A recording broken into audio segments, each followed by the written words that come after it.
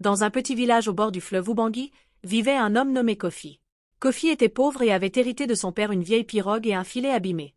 Chaque matin, il descendait au fleuve pour pêcher, espérant ramener assez de poissons pour nourrir sa famille. Un jour, alors qu'il avait pêché depuis l'aube sans attraper le moindre poisson, Kofi aperçut une étrange lumière émanant des profondeurs du fleuve. Intrigué, il plongea son filet, et à sa grande surprise, il remonta une perle d'une taille impressionnante et d'une clarté éclatante. Elle semblait presque magique. En rentrant au village, il montra la perle aux anciens, qui reconnurent là un symbole légendaire, la perle des profondeurs, réputée pour apporter richesse et bonheur à son propriétaire. Mais il y avait un prix à payer pour garder une telle perle.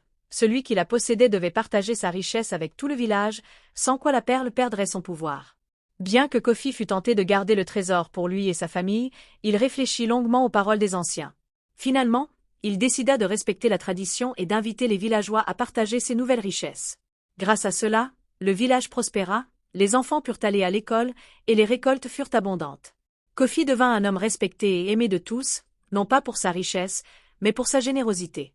En restant fidèle aux valeurs de son peuple, il trouva une paix et une abondance durables. Avec la prospérité nouvelle du village, Kofi sentit son cœur s'emplir de fierté et de joie.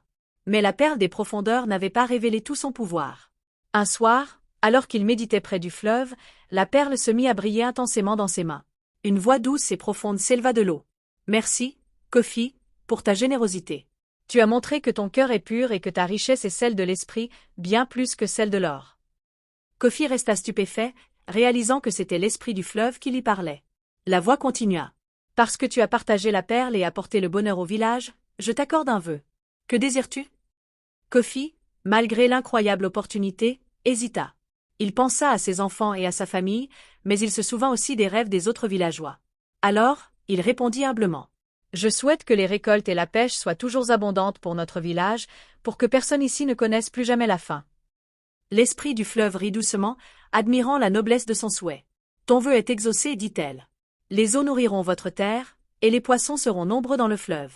Mais souviens-toi, si jamais la cupidité s'installe dans le cœur de ton peuple, la prospérité s'effacera. » Avec ces mots, la lumière de la perle s'éteignit doucement, et Kofi sut qu'il avait fait le bon choix.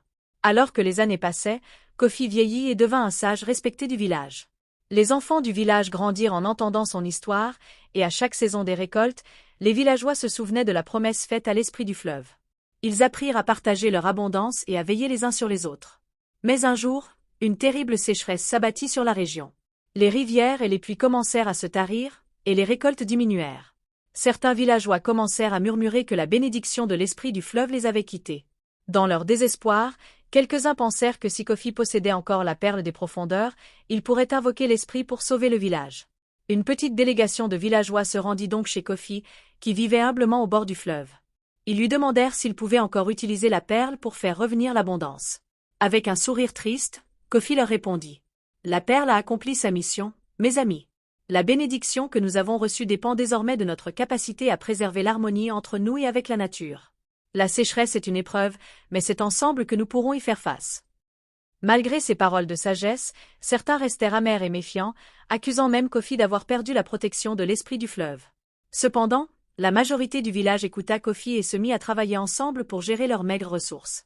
Ils rationnèrent l'eau, s'entraidèrent pour cultiver les quelques récoltes restantes et partagèrent la nourriture équitablement. Après plusieurs mois d'efforts, la pluie finit par revenir. La terre se remit à fleurir, et le fleuve reprit son cours paisible, nourrissant à nouveau le village. Ce retour de la pluie renforça l'esprit de solidarité du village, et ils réalisèrent que l'épreuve les avait rendus plus forts. Kofi, fier de voir que son peuple avait surmonté cette épreuve, rappela une dernière fois à tous que la vraie richesse ne réside pas dans les trésors que l'on trouve, mais dans la force et la solidarité qui unissent les gens.